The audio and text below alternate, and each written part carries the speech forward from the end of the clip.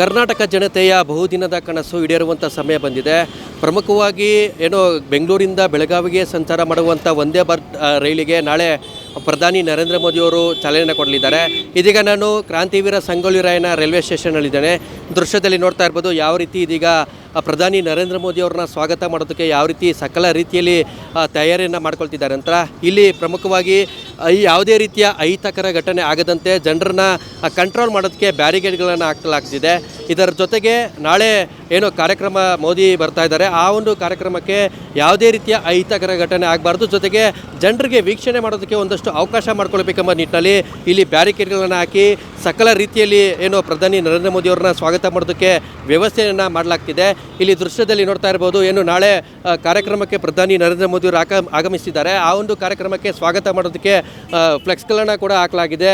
ಜೊತೆಗೆ ಕೇಂದ್ರ ಸಚಿವರಾಗಿರ್ತಕ್ಕಂಥ ವಿ ಸೋಮಣ್ಣವರು ಕೂಡ ಪ್ರಧಾನಿ ನರೇಂದ್ರ ಮೋದಿಯವರ ಈ ಒಂದು ಚಿತ್ರದಲ್ಲಿದ್ದಾರೆ. ಜೊತೆಗೆ ನಾಳೆ ಕಾರ್ಯಕ್ರಮಕ್ಕೆ ಪ್ರಮುಖವಾಗಿ ಗಣ್ಯರು ಕೂಡ ಆಗಮಿಸುವಂಥ ನಿರೀಕ್ಷೆ ಇದೆ.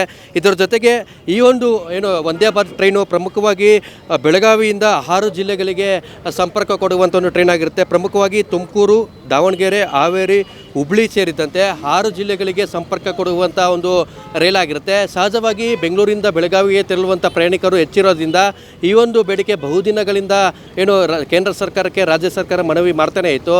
ಇದೀಗ ಆ ಒಂದು ದಿನ ನಾಳೆ ಸುದಿನ ಆಗಮಿಸಲಾಗಿದೆ. ಹೀಗಾಗಿ ಈ ಒಂದು ಕಾರ್ಯಕ್ರಮ ನಾಳೆ ಪ್ರಧಾನಿ ನರೇಂದ್ರ ಮೋದಿಯವರು 10:30ಕ್ಕೆ ಈ ಒಂದು ರೈಲ್ವೆ ಸ್ಟೇಷನ್ ಬಳಿ ಬಂದು ವಂದೇ ಭಾರತ್ ಟ್ರೈನಿಗೆ ಹಸಿರು ನಿಶಾನೆ ತೋರುವ ಮುಖಾಂತರ ಬೆಂಗಳೂರು ಬೆಳಗಾವಿ ಟ್ರೈನಿಗೆ ಅಧಿಕೃತವಾಗಿ ಚಾಲನೆ ಕೊಡ್ತಾರೆ.